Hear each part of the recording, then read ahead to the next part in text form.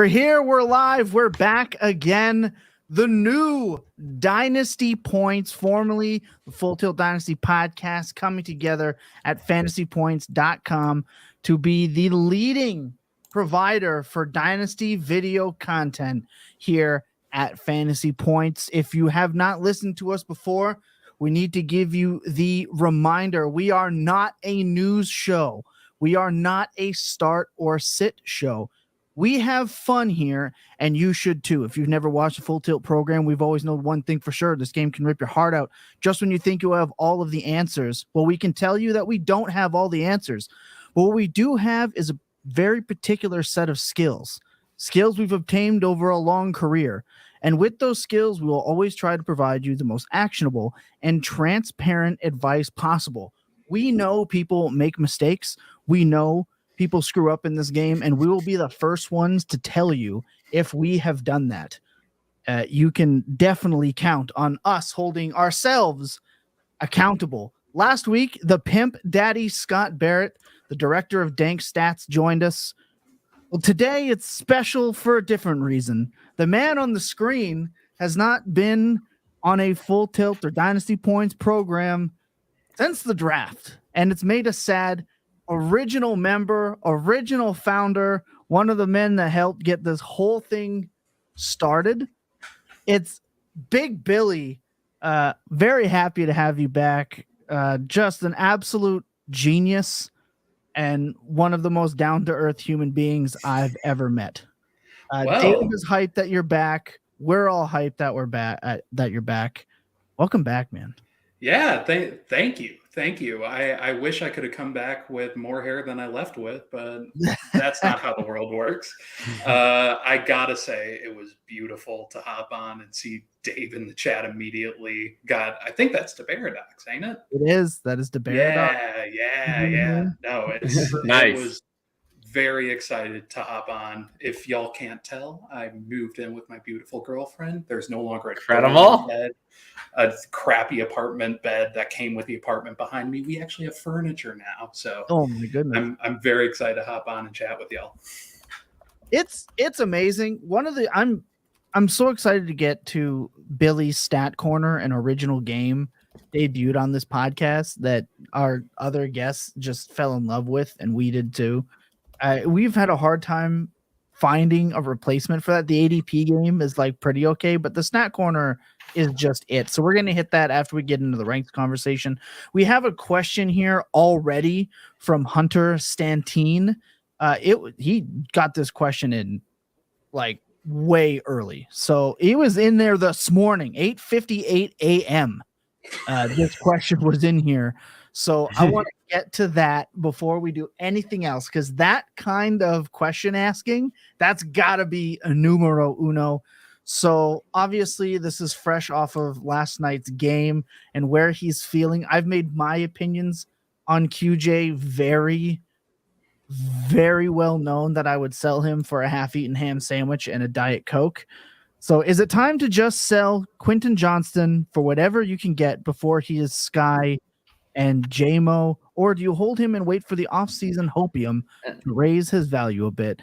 That's tough for JMO to just include him in the Sky territory. I don't know if I'm all the way there with JMO yet. How could you not? Okay, sorry. JMO is toast. Donovan Peoples-Jones. Like Sky Moore is like droppable. Like JMO is not droppable. If you threw him to him, he would drop him. Literally.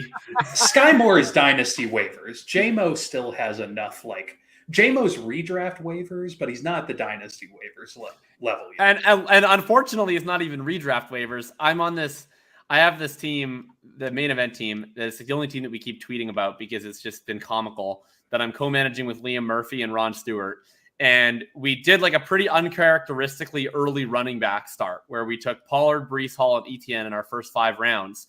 And what it's resulted in is like over the last half of our draft, everyone was just like taking their own ceremonial wide receiver that sucks and will always suck. But like maybe this guy is upside.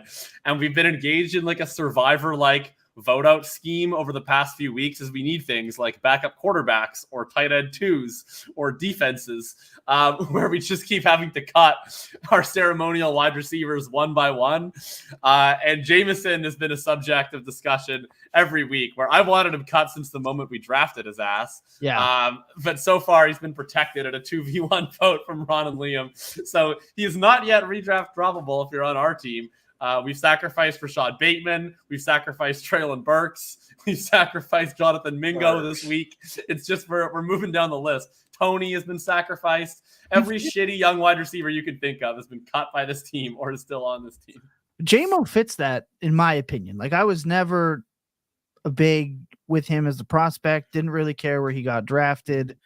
It had not when the best thing the coaching staff comes out and says is that we love his ability to help us in the run game, my red flag kind of goes up. And then they go and trade for Donovan Peoples-Jones, who's better at JMO's job than JMO is. The writing's on the wall, but this isn't about JMO. This is about Quentin Johnston, who I also view as kind of in that tier of you're definitely probably like a bust, right? He's Traylon Burks 2.0 was my opinion of him pre-draft. And it's just being reaffirmed. And it was, well, maybe he just needs an injury. Oh, if Mike Williams didn't play, okay, well, Mike Williams went out for the year. Now, if Palmer could just, not be there, he would just get so many. It's not happening. And I don't really know why right now. But at this point, we're at week 10. I don't know if the breakout's coming. They've had the bye. My red flags are way up. I mean, at this point, I still think you're just holding because I don't know. Look, maybe at some point in time, I just keep having the same line about him. Maybe at some point in time, the Dynasty community will completely change, and these high-profile face plants are just worth literally nothing in the offseason, and they're untradeable. And maybe that starts this year. I don't know, but generally speaking, especially prospects of Quentin Johnston's level of interest coming into the season and first round draft capital and all, they're just not usually at below round 2 pick trading value in the offseason. And I understand that if you have one QJ in one league, you might approach this differently. You might look at it and say, my league is extremely illiquid. But if we're talking about, players with between 2 and 5 QJs in 20 to 30 leagues, it's not as much of a concern of can I get to literally zero? It's maybe you move a couple. So all I would say is no one's paying a first for him today. Right. Probably no one's paying an early second for him today. What are you trading him for now in your league that you don't think you can get any one day in an 8-month offseason? I'm just not so sure that offer is out there where it's worth it to not just wait and see what happens without Josh Palmer and see if what I think is unlikely, which would be QJ being good, happens. I still think that there's more of a chance of that happening than that there's some great deal out there now that isn't going to be there in the offseason. I will note, he had a pretty reasonable game against Chicago in the Sunday night game. He had 6 targets, 5 catches, 50 yards. He was over 20% targets per route run. They finally started to use him on some after the catch stuff, which is what he's actually good at. And their entire offense was non-functional this week. They had 136 passing yards against the Jets. So I don't know that this game I would view him that differently. He actually led the entire team in routes. He ran 35 pass routes this week. So that's somewhat encouraging. I feel better about him now than I felt 2 weeks ago, if that helps. Sure. Yeah. And I do want to exercise. I hate coming back and immediately going back into character. There's a little bit of, we've seen guys like this before. Really early drafted guys who, sure, he's probably going to be a bust at that level you want an early drafted wide receiver to be. I don't think in 5 years we're going to be looking at him as, this peak, awesome, top 12 dynasty wide receiver talent. But I think there's a completely valid chance that he moves into a role like a player like Corey Davis, who hangs around the league for years and puts up a couple, wide receiver seasons in the top 30. He's a bust from the level of being that top talent. But I think in 5 years, I don't think he's N'Keal Harry. I think we're going to have a couple fantasy viable seasons for him. So, no, I think at this point, especially looking at guys like Corey Davis and Mike Williams, who did nothing their rookie year. Mike Williams didn't hit 100 yards his rookie year. Granted, other reasons for that. But, like, there are these guys who will come back around and do something in the near future, and it's probably not going to be a wide receiver 5 season or a wide receiver 8. But, I don't think anyone's saying he can't be wide receiver 30, which is startable in Dynasty. Yeah, he's currently the last player ranked in my early 2 tier. And like everyone in the base 2 and later tier is like pretty insignificant. Like it's either we're talking about, rookies and young players who I think are similar or slightly worse bets than Quentin Johnston, or we're talking about like pretty flex production type veterans or like extremely old dudes. So like the fear of missing out is not very high. I'm at wide receiver 40. So I think that's fine. Low. He's actually, I don't even know what number I have. Actually, I don't have the numbers he's 1 spot ahead of Jameson Williams, actually, like 1 spot. So just interesting. That was a lot more Quentin Johnston than I expected today, given that this I have him 2 spots ahead of Jameson Williams in my wide receiver ranking. So not that different. I have no idea what the numbers are because I only have the overall numbers. I don't have the positional numbers. But I have Quentin Johnston followed by Elijah Moore, followed by Jameson Williams. Pretty close. Yeah, that's pretty good. It's just a triangle of sadness. Copium. There's a lot of copium going on. Jerry Jeudy right above them. Like it's really just like a depression corner of the rankings. Right. Wide receiver is a sad state. It's actually the last rankings I update. Yeah. Because it's just too sad, depressing. Well, let's talk what we're here to talk about with our good friend Billy Boy here. Let's talk about QB rankings. So, Billy, my first question to QB. As somebody who's not, I'll say, as locked in or as dialed in. Someone who has a life. Right. That stepped away and has had a lot of stuff going on. Do you find it interesting to hear where we're talking about guys like Jacob? Where do you have Will Levis right now? Is he at 12? Like, where did he end up?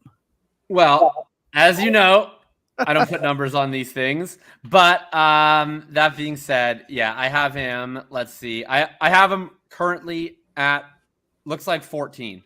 Okay, I have him at 17. When you've been away and kind of not as dialed in, is it almost like a shock to hear guys like that, Will Levis, who's played 2 games, get moved up that high, or are you just kind of rolling in with it, considering where he was kind of viewed going in? Yeah, I think it's hard to say because I was in this sphere for so long where, someone throws 3 touchdowns and all of a sudden Taylor Heineke is a high-end player, or Aaron Jones isn't re-signing with the Packers, so A.J. Dillon is a top 5 running back. Like, all these things, I'm well-versed in how this tends to change. Sure. So it is funny to kind of look at that, and I think a lot of time spent in this space has made me tend to view players more as kind of like as Jacob always says, an investment, where we look at guys like Will Levis, and Will Levis's ceiling, if this team starts building around him, if his wide receiver 1 isn't the husk of DeAndre Hopkins, with Mike Vrabel, the Titans with a good quarterback could be a seriously strong, heavy competing team. And with that in mind, Will Levis has that ceiling where if he is who he's looked like early on, which is a rookie, but also a rookie that's shown serious flashes, we're looking at a guy that can average 4,000 yards and 30 to 35 touchdowns for the next 12 years. So being able to just invest in that, I mean, my league of record right now, that I'm in with y'all, I'm swimming in the quarterback purgatory. I would love to be able to go and grab some guy who I think I can hold on to and just say, I don't have to worry about my QB1 position for the next 5 years. And I think that's so nice because right now, Jordan Love and Bryce Young is not doing it. See, and that's where I want to hit where I think it's interesting. You mentioned 2 guys, And one of them I still have ranked ahead of Will Levis, which is Bryce Young. I'm not jumping off. I think Bryce that's a fair call. I think it's unfair. That's my difference. I have Levis over Young right now. Really? Okay. Interesting. I don't think Bryce Young has been that bad considering he's throwing to the ghosts of Adam Thielen and nobody else. I mean, I'm fine with saying that he has a lot of valid excuses to be bad. I'm fine with saying that sometimes bad quarterbacks become good quarterbacks. Dude's been bad. Yeah, and I think you also can make the same argument for Will Levis. So that's kind of where. But I mean, the quarterback landscape right now, maybe we can like quibble into these micro disagreements like a Levis versus a Young. But I think we would all agree, and I think pretty much everyone would agree. Like, I'll rattle off 11 names that I would guess in some order, almost everybody would agree is the top 11, which is Mahomes, Allen, Hurts, Lamar Jackson, Justin Herbert, Joe Burrow, CJ Stroud, Trevor Lawrence, Tua Tagovailoa, Kyler Murray, and Anthony Richardson. And then we get this like middle group of basically, well, there's Dak, who's just like his own little thing, who just floats in the middle for eternity in Dynasty. But if we just put the Dak middle weirdo to the side, the rest is like we get this big group of like high upside quarterbacks with like a lot of question marks, which is like we have Watson, we have Justin Fields, we have Sam Howell, we have Will Levis, we have Bryce Young. Maybe I'm missing somebody, but that's like Purdy. Yeah. Right. That's like kind of that crew. And then beneath that, everyone is completely depressing, right? Like then we're just into guys that are like never really going to see that much of a value rise. Like we're talking about Goffs, we're talking about Genos, we're talking about Carrs, we're talking about, Kirks and Staffords and Russell Wilsons and Daniel Jones, like all these goofs. So it's really like that middle group is the interesting group to play right now. Right. Yeah. Right from Watson to who were the names again? Watson, Levis, Purdy, Bryce Young, Justin Fields, Sam Howell. Like those are probably the most interesting quarterbacks in Dynasty where there really is like if this guy could be worth 3 firsts one day. This guy could be out of the NFL in 2 years, like type range of outcomes. Yeah, right. And that's kind of just always been the recipe at the quarterback position. I mean, we even look back the last 20 years. Look back in 2008, 2009. I bet off the top of your head, it's pretty easy to say the people that were the top 5 drafted quarterbacks, just because good quarterbacks tend to stick around. So when you sit down and you say, all right, I have Peyton Manning or some other guy who was on the back end back then, like you don't really think about that other guy because there's so many established places. So when we have these quarterbacks that tend to stick around for, 5, 10, 15 years in some cases, why do we end up giving those energies to the other people? And the question is less, where do they rank in those different tiers, and more which ones in those second tiers have the possibility to jump into the next level. Right. And I think that's where a guy like Levis or a guy still like Bryce Young as well is so much more interesting than some of these other guys that we see as beneficiaries of a really good situation. I agree in that. I think it's tiring to talk about like that top 7, right? Like we get it. Mahomes, he's good. Allen, good. Hurts, good. Herbert, Lamar, Burrow. Like to me, that top 6 doesn't really need to be talked about probably for 2 years, in my opinion. And then it gets really interesting for that. Like we know Kyler Murray can kind of like get back to it if he's healthy. He's only 26. We're in this time right now where the top like 10, 12 quarterbacks are all 26. Mahomes is the oldest. Like it's kind of a glory time for quarterbacks, but yet there's still just such a disconnect. And there's no middle. Exactly. That's the issue. It's like it's literally only Dak Prescott is like the only guy in the middle-aged quarterback bracket. It's like you have the guys that are like really near in the back 9. You have that Mahomes, Allen, that group. You have like the really young emerging guys like your Lawrence and Stroud and these last couple of classes. But yeah, it's like, Carson Wentz is I guess maybe he's back in our lives now. I keep saying he's out of the NFL, but I can't actually say that any longer today. You have Goff, Goff and Carr are like around, and they'll probably be around for a while. But what are they doing really? And that's kind of it. Like Russ and Stafford is the next like group. Yeah, that pretty darn close to the end. So there's just no one in that like age group of like 30 to 32. It's really only Dak who's like a pretty high end option, and after that it's Goff, and after that everyone is like a low end QB2 basically. Yeah, and it seems like this is almost I think in 20 years when they do the Patrick Mahomes documentary, this is going to be like a 10-15 minute segment on the Netflix episode that just runs down this arms race that has come up in the last couple of years, where all of a sudden it's like, if you don't have a quarterback that with a good team around it can compete with Mahomes, you don't do anything.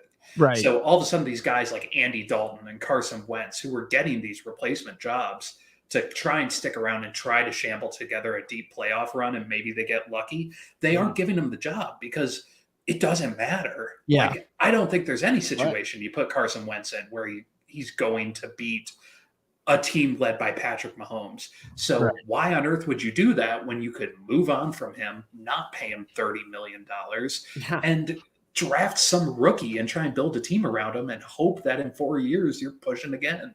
That's one of the most fascinating things of this offseason is that two teams, having seen very little of them in the previous year, were just like, we're starting Desmond Ridder and Sam Howell this year. Like, I thought those were two of the most interesting decisions that teams made.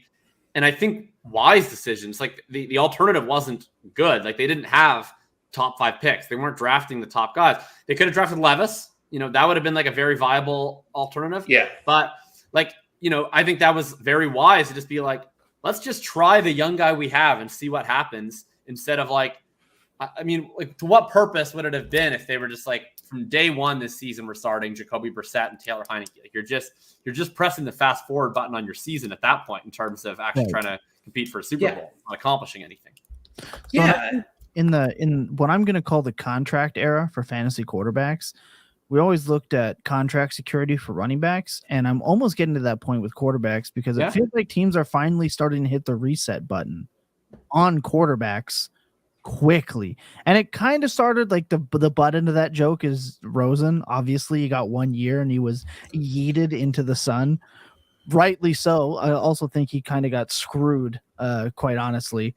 But I mean, Kyler is Kyler.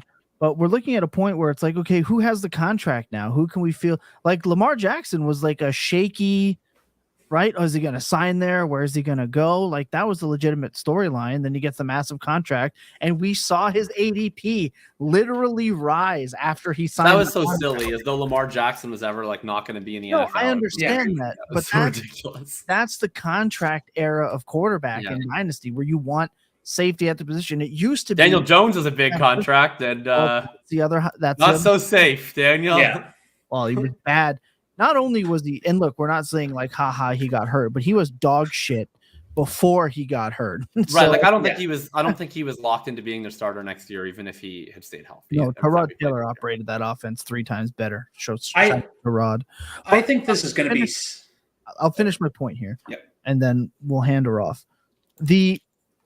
In the contract era, to separate the differences in some of these middling tier before they break out, it has to be the rookie contract. They're cheaper when they're rookies. They're cheaper when they're young before they blow up. We saw that with Justin Herbert.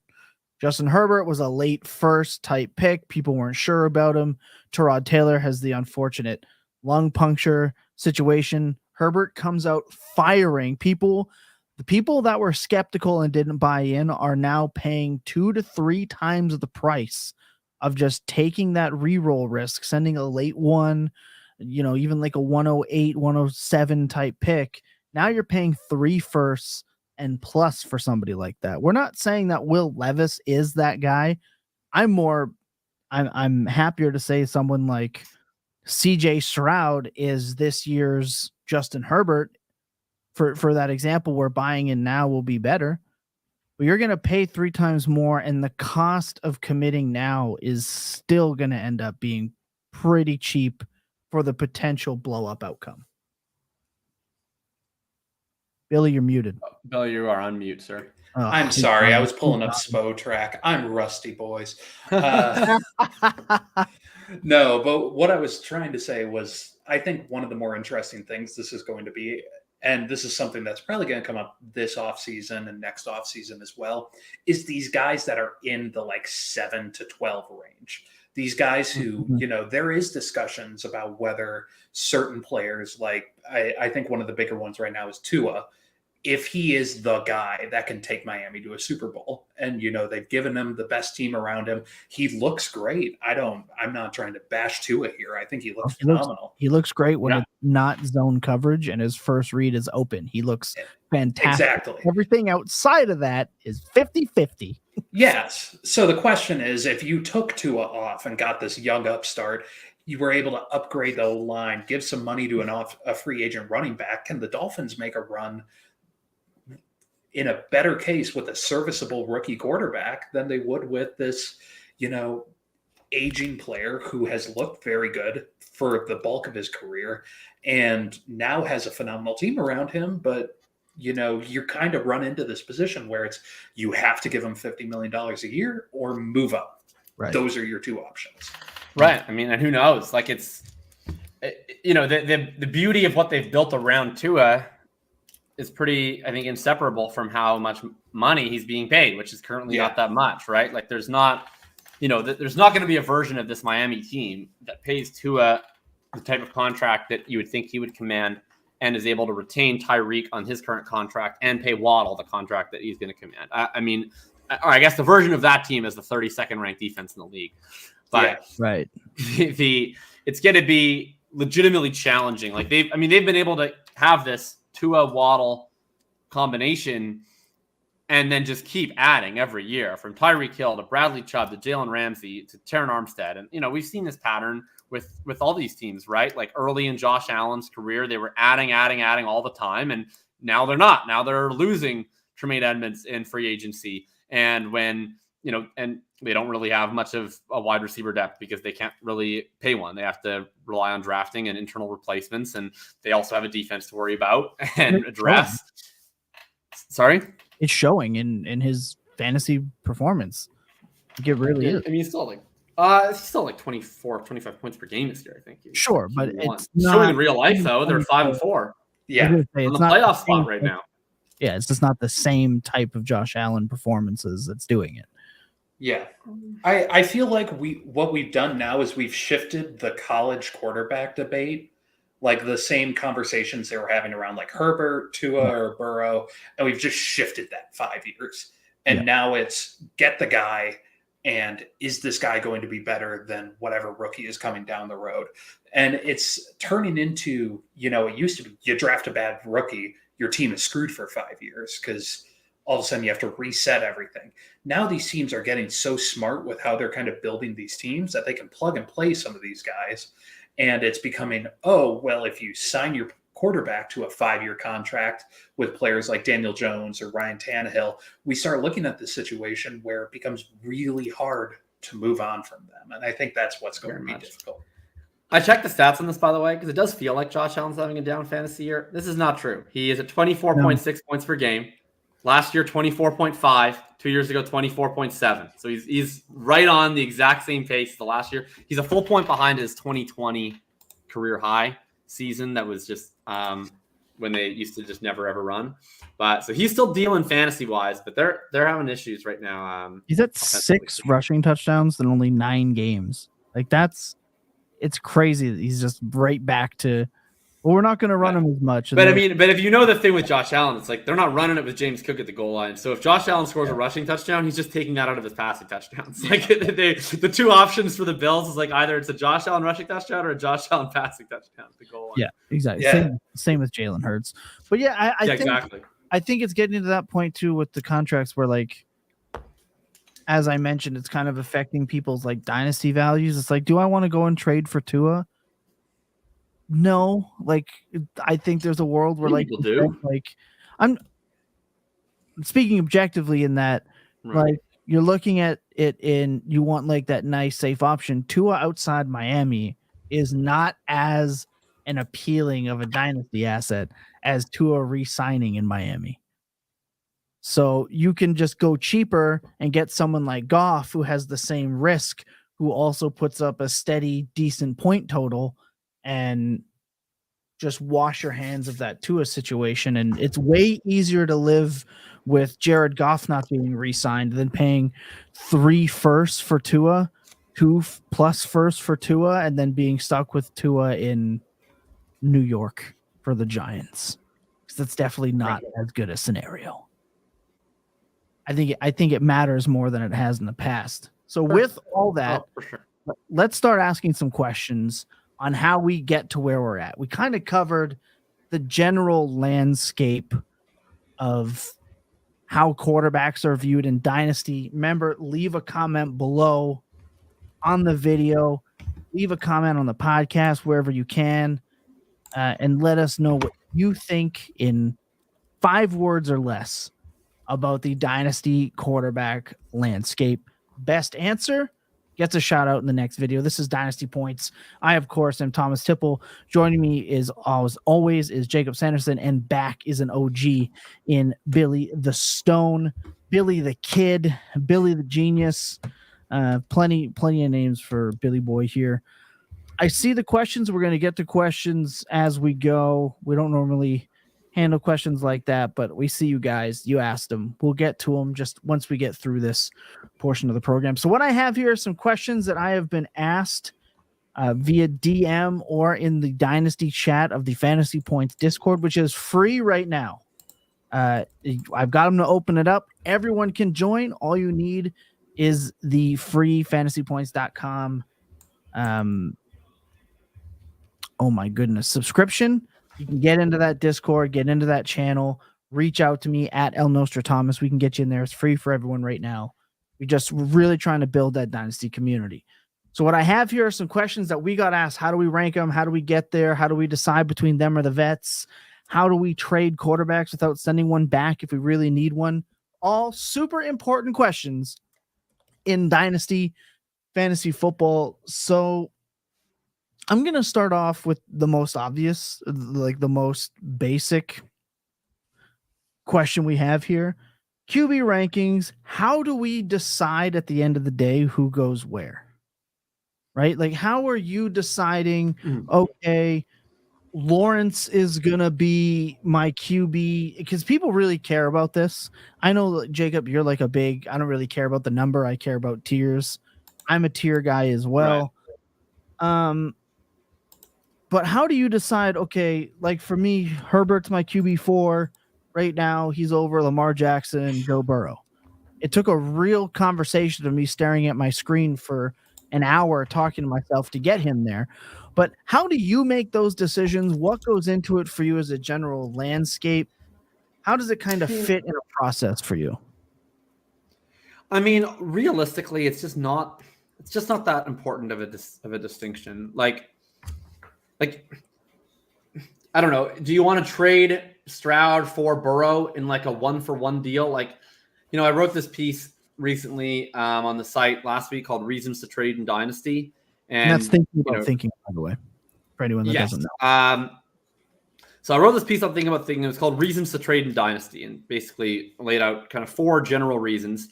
And the first one is preference. I like your player more than my player, and then the other player likes my player more than your player. And it's like, those are the trades you always see tweeted about. Trade T. Higgins for Brandon Ayuk, trade Javonte Williams for DeAndre Swift. Like, you always see people tweet that kind of stuff.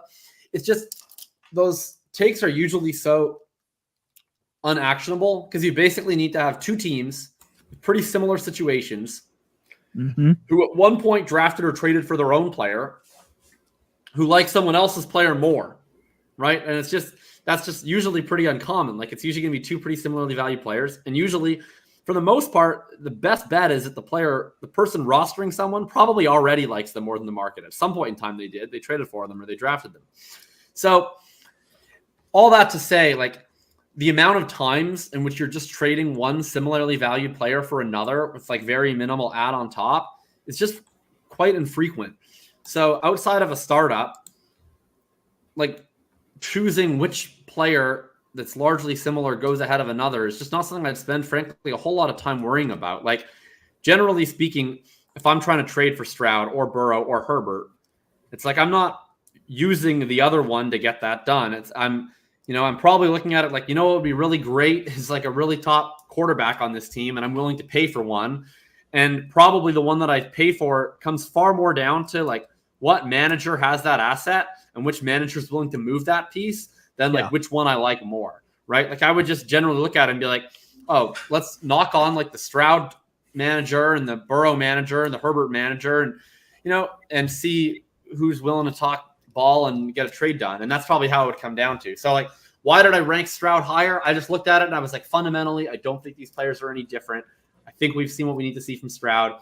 He's younger. It matters not that much right now, but like fast forward 2-3 years, if I still have these players on my team, people are going to start looking at some of these other guys and be like, oh, they're 29. And, they're maybe going to move them down a little bit. So I'd rather just get ahead of it, move Stroud ahead. But it's not like I care that much, frankly.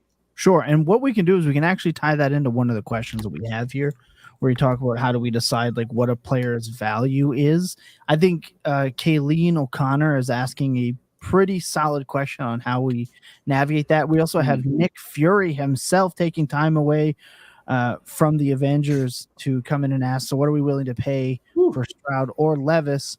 But what Kayleen had asked kind of ties into that. Is there any real difference between Stroud and Herbert in value? I don't think the 3-year age gap is worth much of anything. If we can get a plus to move to the other, I assume we should be. Now, I have Herbert higher, obviously, with what did I just say? He's my QB4 to QB7. But that's not really a large gap, honestly. And if we're getting the point output from Stroud, we're getting the same upside as Herbert. I would love to hear this conversation and where you're at with these two here specifically, because I kind of comped them earlier in the program with how their values are lining up. So it'd be real. I'm interested to hear how we're handling this one. I agree with exactly what Kayleen said. If I can get a plus on top of either, I would take the side with the plus. So you're just right in a line with they're the same archetype. They're the same. You're just willing to. Okay. A lot of people are going to be surprised by that because Herbert's been this golden boy, right? 25. Nothing against Herbert. Right. Like, something against Herbert. I mean, it's just how impressive Stroud has been. Right. Billy? Yeah. I mean, it's the same thing. You can start looking into more how we feel one team is moving. It's likely that Herbert in the next 3 or 4 years doesn't have Keenan and Eckler around. Stroud is still young. He's on that rookie contract. So it's very likely in these next 2 or 3 years, they're bringing in a new guy. So there's some aspects you can be excited about and try and favor Stroud. But I think that's built into the fact that you're already projecting him forward into this position. Like I think if you're saying Stroud is who he is right now and you're viewing him in the next couple of years with the team building around him, you're already factoring in Stroud's good now. He's going to be better in the future. So I feel like it's good to say, can we get plus on top? I think that's pretty straightforward to say, yeah, sure. If there's one that you just really like more, I also have no problem saying, buy into your own beliefs, pay up. If you have Herbert and you just really like Stroud more, feel free to throw some rando on top, Quentin Johnston or something. Okay. I find that I'm right there with you. Did not realize that Stroud has thrown 1 interception this year. Like that is. I was trying to make the stat corner around Stroud, and it was just so hard to find a comparison that wasn't just rookie or Dak. Amazing. Yeah, I think Stroud is in that conversation. And I think if you're doing that with Herbert, it's time to start looking down the line. Kyler, Tua, Richardson, Deshaun.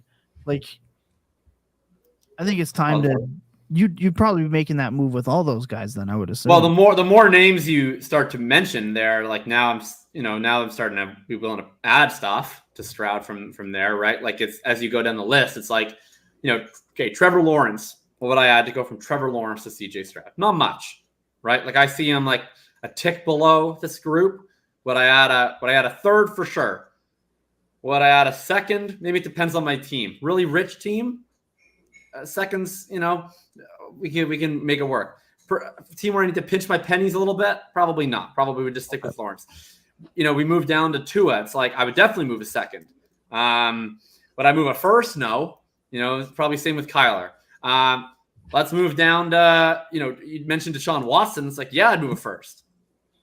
You move a first on top of Watson to get to Stroud? Yeah. Okay. Even your boy Dakota? Definitely him. Yeah. I mean, you're shaving 9 years off. Right. That was my cheeky Scott Barrettism with your love for Dakota. I do love Dakota. And I call him Dakota when he's playing well. When he's playing poorly, I call him Dak.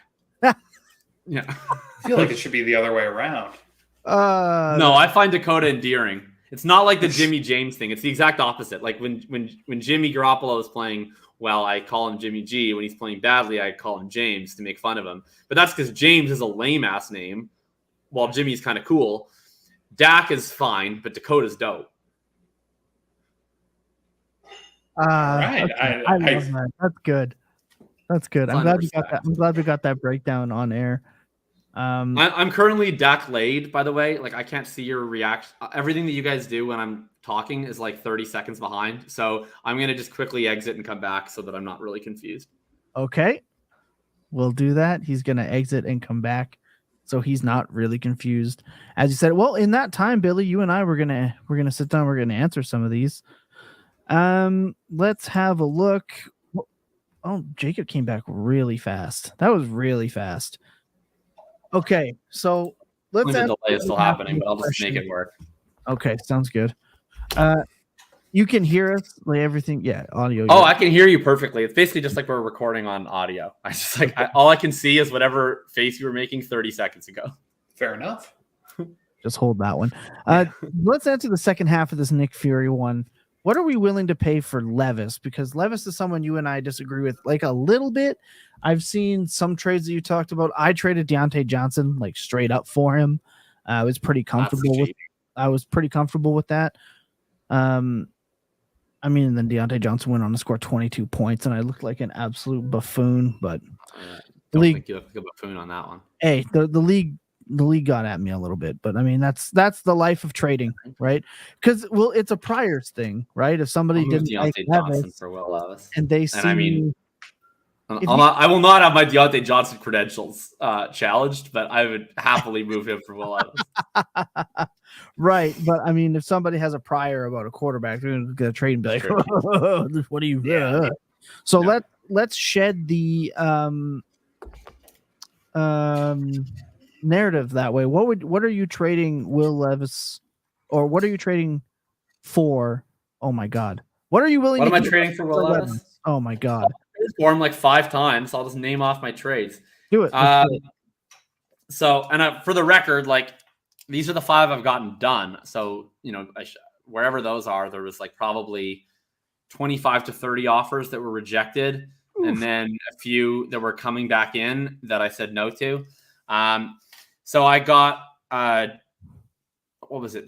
done, I want to say, prior to the Thursday night game. So the first one that I got done was in the Full Tilt Patron Psycho League. And that was 2 seconds, 24 second. I think I'm 6-3 in that league. So probably a late 24 second, a 25 second, and DeMario Douglas. My next Levis transaction was a late, like a current buy teams 24-1, just straight up. And then my other Levis buy, maybe those were the only 2 prior. Anyway, during the game, we moved there was one other one that was part of like a massive deal. It was, we gave up Cooper Kupp and Marquise Brown and Tony Pollard and Matthew Stafford and Leonard Fournette. And we got Will Levis, Stephon Diggs, Ken Walker, and a 25 second. And I have no idea how I was able to remember all 9 pieces of that. I don't even remember when you just said it. Anyway, and then the other 2 was one, it was another buy teams first, or projected buy teams first, and David Njoku for Will Levis. Okay. And then the most expensive one, like all of those ones were like teams where Levis was useful. 2 of them, I was actually a tank team where I was just like firing off one of my 3 or 4 firsts for Levis, essentially making my draft pick early. Another one was just like a team where I had one top quarterback. I have Lawrence, and the rest is just kind of mid. I had like Geno and Jordan Love. And then this one was probably the most interesting. It was also the one that I paid the most. It was the only time where I paid probably what I would say is above maybe what I have him ranked at. But it was a spot where I have Lamar Jackson, Jimmy Garoppolo, and Aiden O'Connell were my only quarterbacks. Tom's in this league. And I'm 13-3. Well, now I'm 13-5, but I was 13-3 at the time of the trade. League median. So yes, so I'm clearly not going to have, and I only have my own first. So I clearly am not going to have a top 6 pick. And so my chances of having a starting quarterback in 2024, along with Lamar Jackson, were basically either Aiden O'Connell somehow is the Raiders' 2024 starting quarterback, which seemed not the most likely scenario, or we manufacture some sort of trade in the offseason, basically. Right. So I figured, why not get ahead of it and solve that problem while also getting a QB2 that isn't Aiden O'Connell for the rest of this year. So we traded our 24 first, which, like I said, projected late, plus Josh Downs and Aiden O'Connell. And I know people are very excited about Josh Downs. So that was probably the scary piece. It is a 0.75 PPR league, which I don't know, maybe hurts Downs a little bit. But yeah, that was the big ticket item purchase that got some people upset. I didn't see anybody too upset at my other transactions. But if the answer is what would I trade for Levis, it's like I'd love to trade a late one for Levis. I'm willing to add a little something like the Njoku or the Demario Douglas. I would not do that Downs deal universally. This was more of a case of like I felt like I was probably going to have to overpay for quarterback at some point in trade because I was just not going to have a second one going into the offseason. And I would probably also need a rental for the rest of this season. And I was like, instead of paying a rental now and then buying quarterback in the offseason, like let's just try and kill 2 birds with one stone and take a shot on a guy where I actually see some upside to potentially win that deal later, even if we're kind of losing it on value today. Right. That's being willing to take a little bit of a total value hit now for the good of your team. I think that's one thing in dynasty trading that is not accepted. It's I got to win every deal right now. I can't risk potentially losing value. Nick Fury says that's fair situation dependent. And I mean, that's every trade really. Like we have people right now, they're asking for trades and chances are it's just like, what does your micro market tell you? Like, I'm going to give you my opinion in a vacuum, but really at the end of the day, your micro market is determining what you would and wouldn't feel comfortable trading. So yeah. And it's one of those spots where like, I kind of felt like I wanted to live in that middle tier. Cause it was like, you know, frankly, like I don't have a million picks. Like I have basically just all my own picks. So I don't really have enough picks to go out and buy like another top 10 quarterback. I'm trying to compete. So I don't really want to like blow up my lineup to go get that top 10 quarterback. Like I don't really have enough players to spare where I'm going to trade 2 or 3 starters for that top 10 quarterback. So like, what are we going to do? Right. It's either we're going to try and live in that middle tier and take a bet, or we're going to go with a rental. And you know, I in my opinion, like the rental is almost like a known loss in the long term, right? Like whatever you trade for Derek Carr now, he's going to be worth less in the offseason. Like you're not like you're just like basically just signing up to take a small loss to get by in the meantime. You know, obviously way more risk on the Levis trade, but like, you know, you can overpay for Levis today and come to love that trade in 2 years. Like that's entirely possible. It's also possible you hate it, but there's like some upside in trading for that Levis, Howell, Bryce Young, etc. group right now. And that's how you get ahead in Dynasty. Like realistically, it's taking your shots and, you know, not being afraid to lose. Like that's look, there's nobody that embodies that more than League of Record and Walkabout co-host Tom Lee. You'll hear us talk about him quite often. He's the most savage for YOLO bombing trades where he does not care if he comes out at a loss because he knows if this hits, he's ahead of the game, and he quite often is. It's just something interesting to note. It's like he wakes up in the morning and decides to cause chaos. He does all the time. And those are the types of managers that seem to always have, you're like, how did this guy acquire this guy and that? the deal later. That's usually how. Let's answer these questions, then we'll do Stat Corner, and then we'll kind of teeter off the QB conversation and get into player picks and get out of here. Because I would like to know how you trade quarterbacks without getting one back. I find that was a good little intro to it, but we have some questions here that have been chilling. Daniel Fisher is asking, rebuilding and stocked up with picks. I have 7 picks next year, 6 firsts. I traded 4 seconds for George Pickens and Kendra Miller today. Thoughts? I think that's expensive. I think that's very expensive. Not the biggest fan of it, as I'm not a Pickens guy. But I don't think it's horrible. Yeah, I mean, I don't love it. Just I don't really know what the. I guess I'd just be shooting higher, I guess, if I'm trying to bundle up my picks. But it's fine. Yeah, I feel like just like individually picking out seconds, you could probably do more. Right. Like I think it's fine. I don't hate it. I know I'm kind of the George Pickens enthusiast among us, but 4th highest viewed video, yeah. Yeah.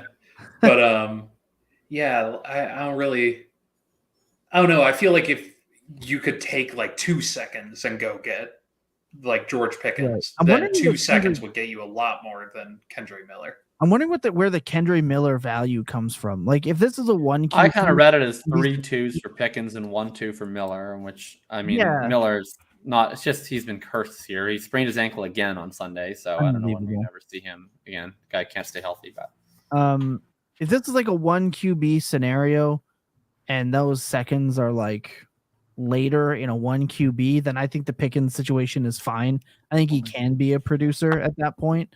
The Kendra Miller one is the value that I'm scratching my head at. Bindles, what's up, man? Happy to have you. GM, love it. Here, we love that. We have another one from Sober Money. Hey, there you go. Like Brees Laporta in a second. Give me Brees Hall there. I'll take Brees Hall easily, and that I wouldn't think twice about it. Kind of changes your mind if it's a tight end premium type situation. If it's a full 1 point premium, maybe. I still probably take Brees just because, I mean, he's still in the ACL year. Like it's sick as hell. Damn, he's good. He looks so good. If it's like, it would need to be a full tight end premium or like a 2 tight end league maybe. But like if it's just your regular half point tight end premium league, I'll take Hall. We have Depeche. What up, Depeche? In a 14-team league rebuilding team, I have an offer for Deontay Johnson. That would be his Deontay Johnson. For Jaden Reed and Zach Charbonnet, what do y'all think? I currently have the 101, the 103, and the 108 in next year's draft. Jaden Reed strikes me as like a forever roster clogger, but maybe I'm missing something there. I just feel like he's the kind of guy that you like put into a trade to make it a little bit more valuable because someone wouldn't want to do Deontay for Charbonnet straight, but then you like never actually start Jaden Reed and no one ever cares that you have Jaden Reed. So I would like counter with like Charbonnet in a second or something like that. Yeah. Agreed. I don't see a situation where Jaden Reed is like starting on your roster unless you're in a complete just horrible team. So I think he's permanent wide receiver depth. I think that's where I'm at with Jaden. He looks like the best receiver on the Packers, which isn't saying a lot because Watson has looked terrible and Dobbs has been shaky at best. So he's like a fine player, but you just need a lot to go right. Like we don't really know how good he is. The situation sucks. So like we need him to show a lot of growth, and we need the situation to improve. Like it's tough. Right, I agree. I would also counter for that second. As we're talking about second round picks, I really feel like people don't know the value of second round picks. So we went back to 2017 to 2021, and we went and looked at who was drafted in those second round. Right. So 201 is probably the most cursed of these picks. But 201 was Evan from 2007 to 2021. I'm just going to list them off in order. Evan Ingram. You're liking that right now. Sam Darnold, Mecole Hardman, Keyshawn Vaughn, Rashad Bateman. Garbage. 202. This is Superflex. Patrick Mahomes, Kerryon Johnson, Hollywood Brown, Henry Ruggs, Trey Sermon. Mahomes. Couple not bad. Let's do a 203. Mahomes covers that entire list, right? Right. Would you trade 5 seconds for Mahomes? I think so. Kind of silly, right? Kareem Hunt, Christian Kirk, Darrell Henderson, T. Higgins, Rondale Moore. That's pretty good. You get 100%. Juju Smith-Schuster. Say what you want about him now, but you could trade that guy for 2-3 first at one point. Former Dynasty 101. Exactly. Yep. Juju Smith-Schuster, Cortland Sutton, Hakeem Butler, Denzel Mims, and Elijah Moore. Okay, that's not terrible. Mitch Trubisky, Josh Allen, Daniel Jones, Michael Pittman, Terrace Marshall. I'm not going to read all of them. I really miss the era of Dynasty when like people would just let like a top 10 drafted athletic quarterback go to the right. I know. second. But like here's some more. Brandon Ayuk was 206. Pat Freiermuth 207. Michael Gallup, who was viable for a couple of years, 207. Amon-Ra St. Brown 209. Dallas Goedert 211. Godwin 212. Sam Laporta this year. One.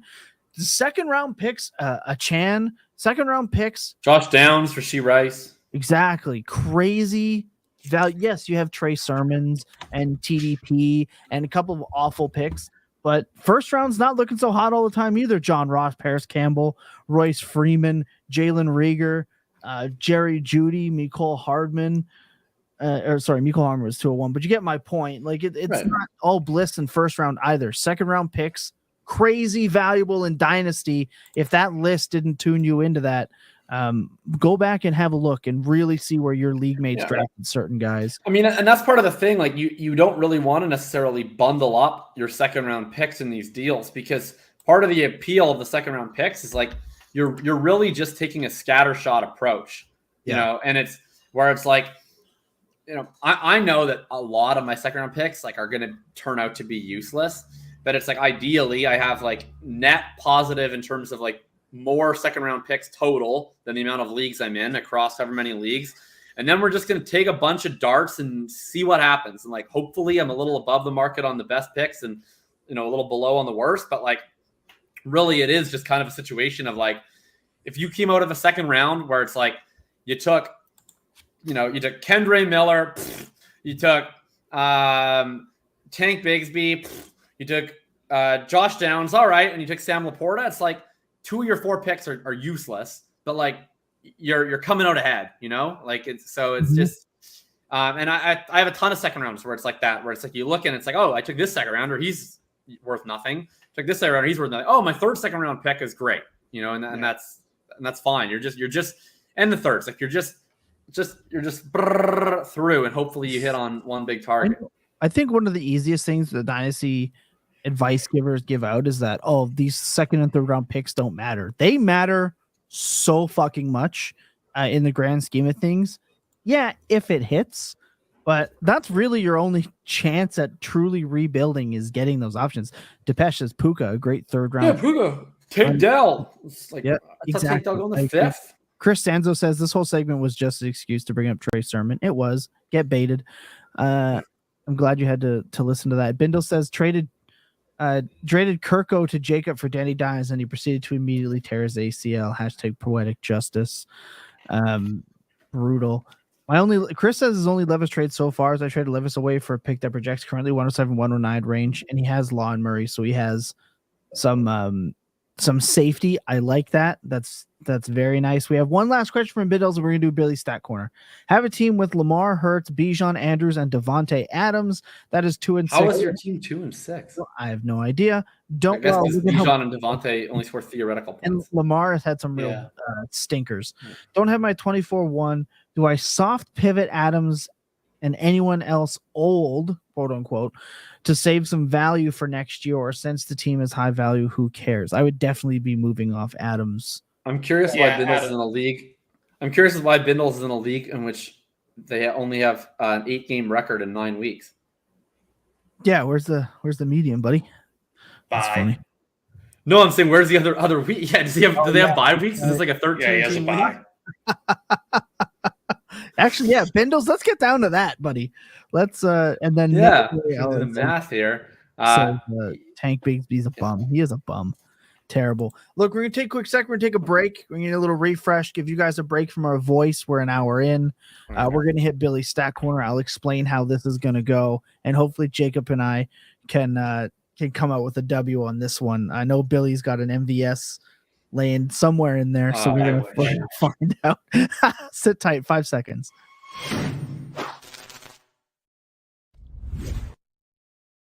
I wasn't fast enough. He was trying to get MVS. My first guess is MVS. All right. So if you haven't heard Billy's Stat Corner, it's probably been like a good year since we've done one. This is how it's going to go. Billy's going to ask Jacob and I a data-related question. If you need data, go to data.fantasypoints.com, sign up, get yourself the data suite. It's only $50 this year. Jumps to $200 next year. You're going to get into that as early as you can. We'll also have some of those to give away, so you're going to want to be sitting tight. Okay, so this is what's going to happen. Billy's going to ask us a data-related question. Jacob and I are going to have 3 strikes to guess the answers. If we lose, we lose. If Billy wins, he gets bragging rights. Yeah, until probably next for a while now. Like we used to just get to do this every week, but this is really going to stick around for a while. Right. And I held the bragging rights for a while back then too. Oof. We were on a roll there for a while. We got on like one little hot stretch. You were right. killing us, and then we started to make a comeback, and then you abandoned the show. We tagged in the Podfather. You were so afraid that we would ever even it up. You were just like, oh, they might get back to 500 one day. I'm simply scared of that streak. Can't let him catch up. Don't call it a comeback. We cheated when we said not to cheat. He went and looked the answer up or something. It's just I remember that. Completely hilarious. Let's all right, Billy, let's go. Hit us with maybe the only Billy Stat Corner of 2023. Let's get it. Let's do it. All right. Look, it was a special one. I wanted to get MVS in here. I couldn't. So we're doing running backs because MVS doesn't have stats to report. So starting it off with one of the bigger storylines of the year, Jahmyr Gibbs has been on a tear as of late. But one of the places he has consistently fallen short is red zone touchdowns. In fact, despite having 10 carries inside the 20, 6 carries inside the 10, and 1 carry inside the 5, he has exactly 0 touchdowns from snaps inside the 20. Only 3 players have more red zone touches, red zone rush attempts, without red zone touchdowns. Who are those players? Oh, wow. Okay. Oh, that is a strong question, Billy. This is a good one. That doesn't have red zone carries. Okay, Tom, you start thinking AFC and I'll start thinking NFC. Got it. No, this is a fun one. I really like this because, if they get a 50-yard touchdown, it counts. Or it doesn't count. I think Bijan's. Oh, sorry, I'm an AFC. Never mind. Okay. Bijan has a red zone touchdown because it's the one that he caught one-handed and then he right. That was a catch, right? This has to be a rush. Is it a rush or is it a touch? It is rush attempts and rushing touchdowns. Okay. Oh, so it's okay. So then Bijan probably is a decent guess. Although I don't know if he actually has that many. He only has 2 rush attempts inside the 10. I don't know about inside the 20. But I believe that all of his red zone touchdowns, I think almost all of his touchdowns period are received. Breece Hall scored from outside of that. Oh, that's a good point. Okay, so yeah, Breece Hall has. Let's see. He didn't score a touchdown for a while. His first touchdown of the year, I think, was the Denver game, and it was like from forever away. No, he scored one against the Eagles, the one that they let him score. Right. I was like 5 yards away. Okay, glad I was hoping Breece Hall would be not a Patriot. Yeah. Zeke has vultured, so we can eliminate the Patriots. We can eliminate the Jets. Yeah. The Bills. James Cook doesn't get any touches inside of there. Latavius Murray doesn't get enough. It's all Josh Allen. We can skip that, so they're out. Miami. Everyone on their fucking team scores from inside the red zone, so we can mix the AFC East all together. AFC North, Justice has scored. Lamar has scored. We can eliminate the Ravens. Steelers, Najee definitely has. Oh, that's a great one. Yeah, I'm seeing Going Depeche in the chat. I think Damian Pierce. Do you think he's had that many? Oh, he's had a million. Like he's had so many goal line opportunities. I don't know if he has converted one. It's very possible he's converted one. We get 3 strikes, so we can start off early with Damian. He hasn't converted many. Are we taking that count? Are we gonna go? No, let's do it. Let's go. I was just asking. There was no hard. All right, Damian Pierce has exactly 1 rushing touchdown from an inside rush. Oh man! I thought Damian. When I was coming up with this one, I was like, "Oh, Damian Pierce has got to be." Yeah, Pierce has been so bad. Unfortunately, yeah, I guess he got one in. Okay, here's one that can you think of Alvin Kamara scoring? Yep. Inside the red zone? Absolutely, you did. Yeah, When? he did. He scored a rushing touchdown 2 weeks ago. Inside. It's like a pretty long one. Yeah. Well, a long one though. Did he scored inside the 20? Inside the 20 for sure. Okay. Yeah. It was against Indy, actually. I'm pretty sure that was not a 20-yard run. He had a receiving touchdown, and I know he had a second touchdown in that game, but okay, maybe it was a rushing touchdown inside the 20. Yeah, because I was selling. I just traded for him. Strike. So it's just to reiterate for anyone that might just be tuning in, don't cheat, but if you have a suggestion where this is the honor system. What about Miles Sanders? Miles Sanders would be good too, but I don't know. You said a minimum of how many touches? 10 rush attempts inside. Just inside the 20. Okay, I could go Miles Sanders. He's been absolute dog water. Okay, let's do Miles Sanders. Scored. Oh no, wait! I definitely have one. I have one that's 100%. Okay, Alexander Madison. There's no way he's not on this. I feel great about this one. You're convinced. Well, you put good faith in Jacob. Alexander Madison absolutely demolishes this metric, like far and away above anyone else on this. He's so terrible. Like impressively 10 touches. James Cook got to have like 25 touches and 0 touchdowns. James Cook might be a good one. Does James Cook 10? Oh, has James Cook scored a red zone touchdown or no? I thought he scored one. Maybe not. Had 2 rushing touchdowns. I'm pretty sure it was from further away. From further than the 20? I don't know about this one. Maybe. Let's see. We only need 10, right? So we need 2 more guys, right? Yeah, and we have 2 strikes. 2 more guys. There's going to be a weird one too. I know there's a fullback in here somewhere. I don't mind the Bijan call because I think Bijan is not. I think Bijan has only scored like receiving touchdowns inside the 20. So I don't mind this one. But I don't know if he's gotten 10. He's only gotten 2 inside the 10, so you would need 8 inside the 11 to the 20, which is possible. Right. That is pretty tough. I kind of like your Miles Sanders call. I kind of like them. He's been really bad. Sure. And I don't think he scored I don't think that he scored a red zone touchdown. Maybe he has. But let's try it. So either we're gonna go Miles Sanders. Miles Sanders did not make the cut.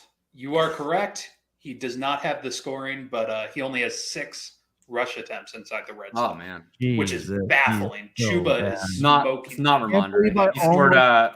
Ramondre has scored a few goal line touchdowns this year. He has, yeah. Minimum 1 against the Dolphins, and I think 1 against the Raiders. Ramondre has 2. Okay. This is gonna be, man, it's tough. What about? No, Rachaad White definitely has. Yeah, Rachaad White had 2 this week. Definitely. That so we're at 2 strikes, eh? For sure. Yeah, Barkley. I think. Can't think of it off the top of my head, but damn, we got 2 strikes on us now. One more and we're out. We got to really hammer this down. Oh man. What about has Pacheco scored a goal line touchdown? No, Pollard scored 2 goal line touchdowns in week 1. None since, but he scored 2 in week 1. Yeah, I said Saquads. Nick Fury is saying Pollard. What about Geesh, it's gonna be something kind of ridiculous. I really thought Sanders was it. He's been abs. I'm trying to think of who's just been terrible. What about he probably would maybe we might not have 10 touches yet, but what about Jonathan Taylor? Ooh, Taylor might be good. He has scored. I'm pretty sure this was his first touchdown this week, and it was receiving. I think he has 10 carries inside the 20. I don't know. Might not. He was out for so long. Yeah, he might not. Khalil Herbert, I think, has a short touchdown. What about Jerick McKinnon? He gets a lot of. No, he doesn't get handoffs inside the 20. Okay. I'm not sure he has 20 carries total on the year. What about Jerome Ford? Jerome Ford only scored. He doesn't ever get red zone touches. Damn, that's a tricky part of the question, you sneaky. But he might have 10. I mean, 10's not that many. 10, like it's possible Jerome Ford, because it's not just goal line; it's red zone. Like Jerome Ford might have 10 carries. I'd say DeAndre Swift, but I know they gave him a pity one. He scored a few. Just to give y'all like Dylan has also scored a goal line touchdown for sure, because he scored a touchdown and he's physically capable of running 20 yards, so it must have been a goal line touchdown. We get a phone a friend, so I forgot to, I'm not making that up. We get a hint, right? Don't at me. We get a phone a friend. So let's. Oh, Depeche said he had a toss sweet touchdown last week. Give us the division. Oh God! You can make up any hint you want. That's two. Come on. That feels pretty restrictive. You can do any hint you want. I'll give you two. So first off, 45 total running backs made the metric of 10, or not just running backs. That also includes like Lamar and Hurts and Taysom Hill. So right. Okay. Smoking this, but all these players are running backs. Also, all of them were drafted after 2019. So 2019 and moving forward. Okay, so that doesn't help. I said this before we went on the show. So you can rule out Derrick Henry, and that's it. I'd love if someone and all the quarterbacks that we weren't considering. I kind of like this one. No, he scored one against the Chiefs. And Javonte, okay.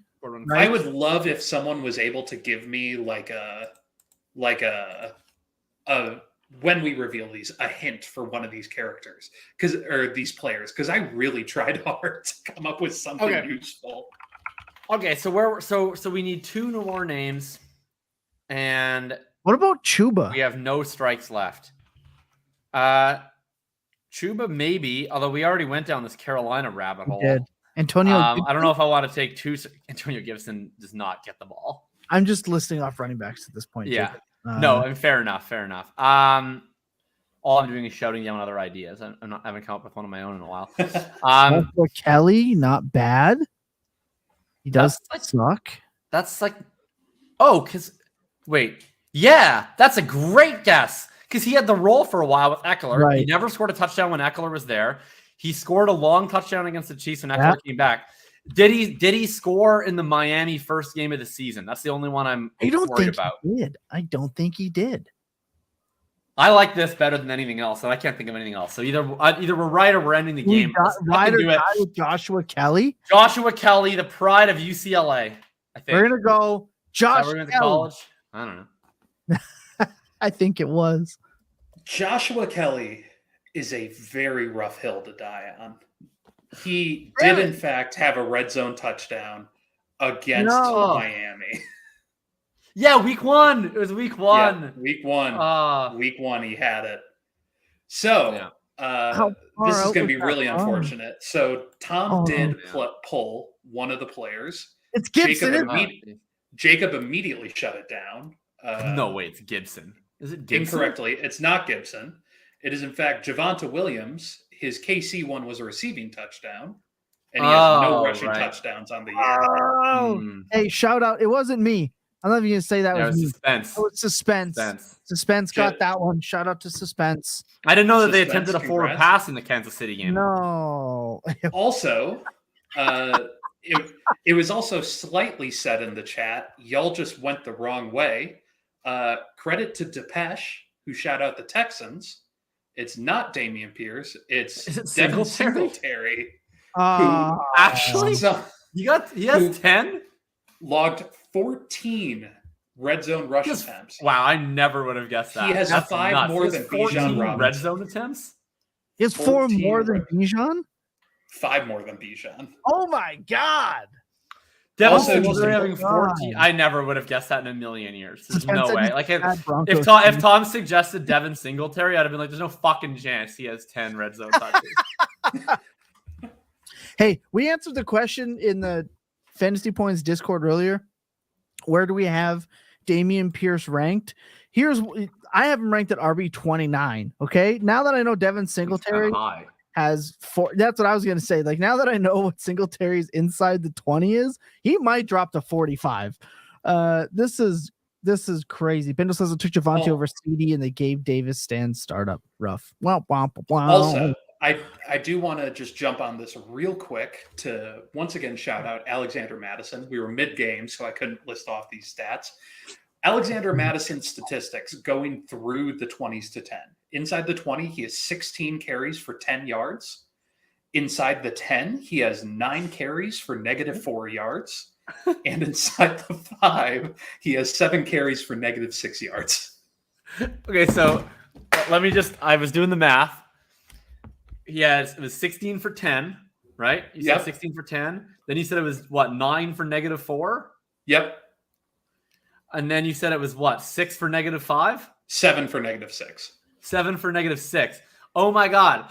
That's incredible. So he has a total of 32 carries for 0 yards inside the 20. Well, keep in mind the 20 includes the 10 and the 5. So. Oh, okay. Yeah. That's insane. I thought you had segmented them So out. That would have been way terrible. cooler if he had 32 carries for 0 yards. Yeah, I don't have those stats. Also, Saquon has 3 carries for exactly 0 yards in the 5. So, Given the time that Billy said he had to get out of here, we're once again going to have to push this fucking question back. We will do it. What's the question? I'm known for giving very quick answers. We're Billy lock in. You're going to be here for another 10 minutes. Okay, we're going to get to it. Kenny We'll go fast. Drill. We don't do start and sit on this program, but thank you for asking. Discord members question. This is from Fantasy Clown. What do you use your bench spots for? A, players to trade away. B, balance. So many start and sit decisions will exist. C, player handcuffs. You put in brackets insurance. D, players other teams might start. So I guess you're playing defense against others. And then E, upside rolls. How do you handle your bench? I mean, you want a few players that are there for bye weeks and injuries that are projectable, right? So I don't know. You want a Jalen Warren, for instance. It's okay, he has a projectable role, and I can throw him in my lineup anytime I need to. Ideally, in my I made the finals universe, he's not starting for me, but he's a startable piece, right? You want a couple pieces like that. Michael Thomas, great example this year of a guy that's been not really great, but basically every week until this last week, if you had to start him in a pinch, it's not the end of the world. Yeah, Josh Palmer. Yeah, so you want a couple of guys like that, and then from there, I think the best use of your bench spot, if you could, would just be to have all young upside prospects. You probably can't have that many of them because you also need a lineup and you also want to have picks, and we can't all have what we want. So you probably don't have 12 elite prospects and all your picks and a great starting lineup. So you want as many of those as you can. And then from there, I view it mostly as just taking stabs at people who are most likely to hit your lineup. So that's why I usually fill out my bench with a bunch of backup running backs once I'm basically past the point of players that either have value to me now or might have value to someone or me in the future, where it's just, okay, Deontay Foreman, a couple injuries in front of him, all of a sudden he's in my lineup. Gus Edwards got injured in front of him, all of a sudden he becomes that, that Jalen Warren type piece that they can filter into your lineup. That's mostly it. But yeah, it's basically guys that, players that are a part of my bye week rotation, players that I hope to accrue in value, and players that are 1 or 2 things removed from hitting my lineup. I'll say backup quarterbacks. Yeah. If you're looking at waiver wire and you're do I want wide receiver 672,000? Do I want Laviska Shenault? Right. Or do I want Jacoby Brissett? I want Jacoby Brissett, because in the off chance that Brissett ends up starting, you not only have a what you would assume is a semi-viable Josh Dobbs situation where you can come in and play, or you can move him for a 3rd and a 4 where you couldn't have moved him for anything, and Chenault's never going to be worth anything on your roster. I picked up Josh Dobbs everywhere I could on the off chance he could start, and that's worked out very well. Been able to move him for seconds, and in our league of record, without him, I would be absolutely smoked. So it's cheaper than going and buying a rental quarterback to just pick him up off of waivers and sit him on your bench and hope. That's what I would be doing. Guys like Tyler Huntley, Josh Johnson, Carson Wentz is still on dynasty rosters right now, and thank God he got signed. So backup and potential starting quarterbacks is like one of the fastest ways to turn your roster over. Yeah, I'm always eyeballing guys who I think could get me like 7 to 10 points any given week. And if I don't think they're doing that, they're either upside guys, like Jacob said, guys who I think might have 1 to 2 things go right. They can work themselves into a serious role with their team. Or it's just assets who are players who, if one thing goes right, I can trade them for 1.5 what they are. So that's a lot of guys. Like, I mean, now it's a bad case because it feels like he's just there forever. But AJ Dillon was that guy for years where, you know, you could sit at AJ Dillon, you could play him any given week and he could get you 7 to 10 points. Maybe he gets a touchdown and you get 15. But there was always that thing with Aaron Jones where if Aaron Jones goes away, AJ Dillon is extremely valuable. Now, but I think the that and sad. I don't know. Kyron Williams was a great example of that. We didn't know what can happen with Cam Akers if you stash Kyron Williams on your bench. Also, as we just sit here and just say, I feel so fucking bad for Cam Akers that he blew his other Achilles. I feel so bad for him. He was actually he was confident pointing at guys after he blocked them and shit. And then his other Achilles went. So just a really, really sad situation. Yeah, I wrote up a fan of Cam Akers. Yeah, I wrote a little tribute to Akers in my Sunday drive this week that I can read out while we're on that topic. I said, do you need your music? Do you need your sad? No, I don't want the sad music. I don't want to make it all dramatic. Look, you know, the Cam Akers journey in like my podcasting and writing career has been varied. We basically went from like being very big touts of Cam Akers very early in his career to being a little bearish on him on his return, and then ultimately, you know, fairly critical of what he's been doing the last couple of years and trying to give fantasy advice. But I did want to bring up some, you know, kind of the fulsome Cam Akers story. Cam Akers was truly one of the most talented high school football players ever.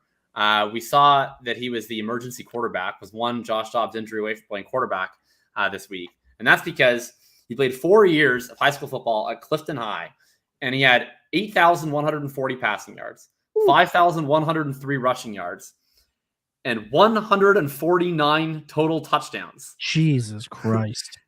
As a dual threat quarterback, was eventually recruited to Florida State as the top prospect in Mississippi, was the highest rated top prospect from Mississippi of any position in over 15 years, and was the consensus #1 running back recruit going into college in a class that included Jonathan Taylor, Travis Etienne, DeAndre Swift, Najee Harris, and J.K. Dobbins. Oh my God. Cam Akers was 11 years old. His mother was diagnosed with breast cancer, and he watched her beat it. And his father referred to the experience as seeing that if his mom could go through that type of something, there is nothing that can stop him or anyone in that family from getting what they want. And surely, going into his senior season, Akers declared his desire to be the greatest player to have ever come through Mississippi. But more than that, Akers said he wanted to be remembered as a leader figure on and off the field and someone who always does the right thing. Clearly, his body did not cooperate in the NFL on multiple occasions. But for a man who discussed and prided himself on his resilience, it is hard to say that his fortitude in returning from a torn Achilles to play in the NFL playoffs and win a Super Bowl is one of the most impressive feats in modern NFL history, and one that we all rooted for him immensely. So Cam is a Super Bowl champion and Mississippi legend. We'll see what happens in the rest of his football career, but he'll have plenty of opportunities, I think, to continue to leave the legacy of leadership that he desired, and certainly everyone in the fantasy community continues to root for him. Yeah. Damn, I'm ready to run through a wall right now. That was fucking intense. He's got that dog. Wish him a speedy recovery. And man, everything you just said was pretty intense. I feel weird like just rolling on and going into player picks, but we have to. The show must roll on. But that was a beautiful write-up, Jacob. Well, for our player picks, if you are just tuning in, you've stuck around this long, we appreciate and love you. What we are a Dynasty show, but we like to have this little game. It keeps us kind of accountable, on our toes, and it gives us something to kind of go back and forth about, seeing as how I've been in the fucking lead the whole time because I'm the shit. Jacob, you are in last. You are sitting at 382.9. So if you would please, who do you have this week? This is quarterbacks and running backs outside of the top 15, receivers outside of the top 24, and tight ends outside of the top 10. Yeah, don't play these guys. I suck at this game. But I have Will Levis because he's dope. I have Jahmyr Gibbs because with David Montgomery coming back, even in a high-scoring, or at least projected high-scoring game versus the Chargers, the fantasy community as large has dropped them all the way to RB19, which is offensive, preposterous, and rude. Jahan Dotson has been finally doing what I was hoping that he was going to do all season in the last 3 weeks. His 8 targets. We've seen him catch touchdowns, be efficient the last 2 weeks. So excited for him. He goes in a fun game against Seattle that I hope will be kind of a back and forth affair. And then I get to put my least favorite fucking player in the universe in here because as long as Teabag, as they call him, is starting, this guy just can't stop finding the end zone. So give me Cole Kmet, ranked tight end 11, to catch a couple more TDs from Teabag. Oh my God, Teabag. Playing the role of Lucas today, who's sitting in second with 390.74 points. Billy is going to take the lead here. Go ahead. I love this so much because I get to come back. I get to make these picks. I get to put Taylor Heineke in at quarterback, just like the good old days. Every single time. Love seeing Taylor Heineke in there. Look, wherever he goes in the future, we just need to fade that quarterback because they will get hurt or they get benched. Like, it's just a lock. Yep. And I'll be there starting him, baby. Taylor Heineke. At running back, James Cook. Easy enough. You know, he's on a good team. Eventually something has to give. Either he's going to stop getting touches or he's going to have a blow-up game. Marquise Brown, Kyler's coming back. Maybe he's still a little bit limited with the mobility. Hopefully he's leaning more on the arm. You know, Hollywood Brown gets thrown a lot. He's the only target on that offense for the wide receiver position. So you know what? Hollywood Brown, a lot of upside there. And once again, just like the good old days, a random tight end at the back. We got to put Hunter Henry in there. You love to see it. You know, he's had some flashes this season. It's fun to look back on like Hunter Henry, the weird career he has. Like Charger top 5 dynasty tight end. Yeah, right. It was phenomenal. Then he destroyed his leg. Yeah, he became like a lumberer. Yeah, it feels. I don't want to give it that. He still had a pretty good career. It feels very similar to Gordon Hayward. Where? Oh, wow, that's a bummer. Little basketball trend. Why would you do that? I'm right here. It gets dark at like 4:30. Like, I already have seasonal depression. And you just reminded me of the saddest day of my life. I was bartending for my friend who was a Celtics fan when that happened, and it was bad. Anyway, that's the last sporting event that I'll ever PVR because I had a trivia competition that night, and I PVR'd the game. I went out to the trivia competition.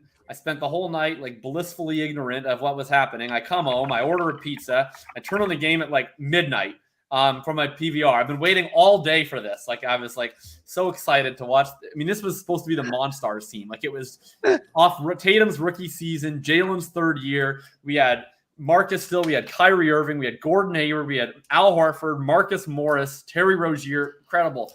And then like literally it happened like 2 minutes into the game. Like, it was like immediate. Yeah. It was like the Aaron Rodgers thing where it was like this thing that we had talked about all year for this team wearing green, minutes. And then it's like over.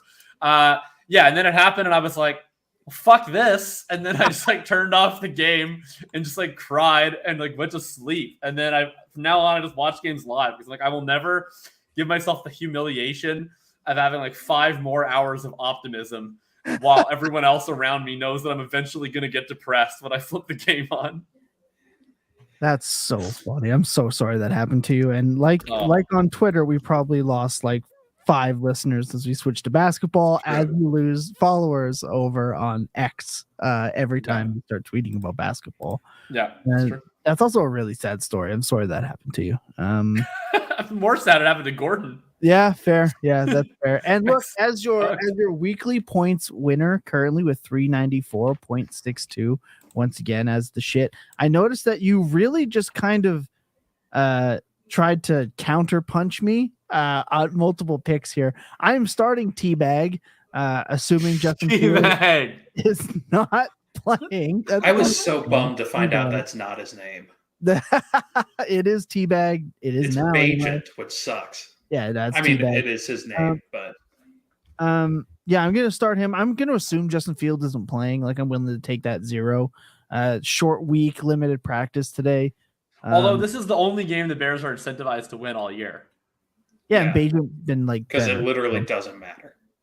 Well, it does matter. Like they probably want to keep the Panthers down, right?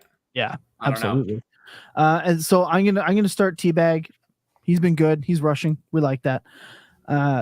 Then I'm sorry, David Montgomery. He's back, and last time he came back off an injury, they gave him a gajillion touches. At worst, I think he takes the red zone game back from Jahmyr Gibbs. So I'm expecting those goal line wraps. That's for sure. And because I hate myself, I am going to spite cheer for Amari Cooper as he plays the Ravens this week. Game's gonna suck. That game's gonna suck so much. That game is gonna have like no points scored. Deshaun Watson has looked a little bit better, and I think I could PPR my way with Amari Cooper into that 10 to 12 points. And all I have so much Lamar and Watson in Dynasty, and I'm just chalking up a loss for all those teams. Like that game's going to be like 6-3. It is going to be disgusting. No, I think Cleveland wins this by like 11 points. Some weird. Okay, reverse jinx Bill Simmons. That's what I think. I called it earlier in the week. The Ravens got away with beating them because they played an future XFL standout in DTR, the rookie. So yeah. Anyway, Amari Cooper, I'm gonna spite cheer for, and I'm gonna take Kyle Pitts here with Tyler Heineke. Fun. Taylor Heineke. I'm gonna hope for 10 points because again, I'm just trying to maintain and stay ahead of the game. And if Heineke throws to Pitts, I get that advantage.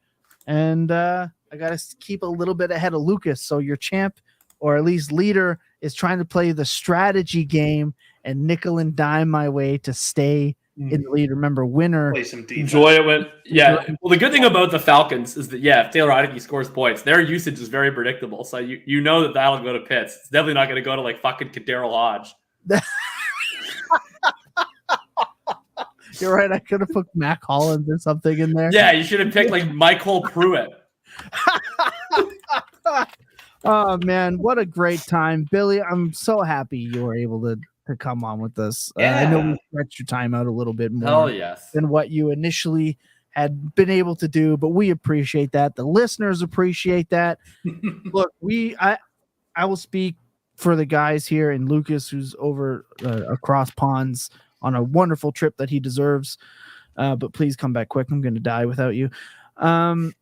We have just loved getting this opportunity and being in this position. And we have so much great content on the way. We're going to do running backs next week. We're going to work through the positions and have more of these back and forths on ranks and positions. If there are players you want us to talk about, drop them in the Discord, go hashtag Dynasty Points on Twitter, in the Discord, in DMs, just hashtag Dynasty Points. Leave it in comments of the videos. We'll talk about whatever players you guys want us to. I know you guys are getting used to us. We're getting used to you. We have a lot of content that maybe we covered already on earlier episodes of Full Tilt. Maybe we'll just end up covering again simply because we didn't cover that for you guys. I know there are some beginners, some vets, some experienced players, some portfolio players, some absolute degens like us. There's a mixed bag here, and we're going to continue to shape our content in the best way that serves all of you because we love this stuff. This is all we do. This is what we talk about. This is what we're into. So we can't wait to keep going. Of course, if you haven't already and you want the links to Jacob's Substack, Thinking About Thinking, that link will be in the description. You should head over there. It is still the only content I read.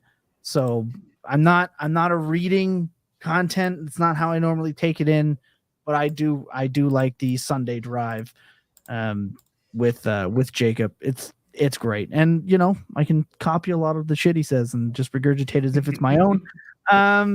Like other smart analysts should do. No, but really. And of course, Billy, man, he's in the Full Tilt Discord as often as he can be. That's also free if you want to be a lot more. There.